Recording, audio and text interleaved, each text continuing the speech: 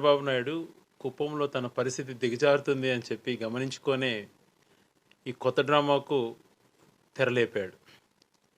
స్థానిక సంస్థల ఎన్నికల దగ్గర నుంచి మున్సిపాలిటీ ఎలక్షన్స్లో అన్నిట్లో కూడా వైఎస్ఆర్ కాంగ్రెస్ పార్టీ వన్ సైడ్గా అక్కడ విజయం సాధించడంతో అక్కడ పరిస్థితిని అర్థం చేసుకొని అక్కడ తన 35 సంవత్సరాల నుంచి చేసినటువంటి మోసపూరితమైన మాటలు ప్రజలు ఇప్పుడు వినట్లేదని తెలుసుకొని, అలాగే వాళ్లకు ఎక్కడో ఉన్నటువంటి శ్రీశైలం నుంచి కూడా కృష్ణా జలాలు కుప్పం భూములను తడవటం ఇవన్నీ చూసిన తర్వాత తనకు ఓటమి తప్పదు అని చెప్పి భావించి ఇప్పుడు కొత్త డ్రామాకు తెరనెత్తి చంద్రబాబు నాయుడికి రెస్ట్నిద్దాం అని చెప్పి పారిపోయే పరిస్థితులకు వచ్చాడు. తన శ్రీమతి మీరు ఎవరెవరు నాకైతే ఉంటారు అని చెప్పి చేతులెత్తండి అన్నటువంటి పరిస్థితికి తను తెచ్చాడంటే ఇదంతా ఒక ముందు ప్రీ ప్లాన్డ్గా జరుగుతున్నటువంటి డ్రామా కనపడుతుంది.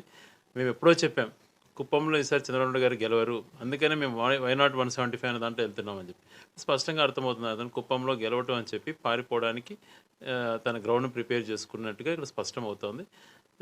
ఎవరికైనా కూడా రాజకీయాలకు అవగాహన ఉన్న వాళ్ళకు అది క్లియర్గా అర్థమయ్యేటువంటిది అంశంగానే కనపడుతుంది.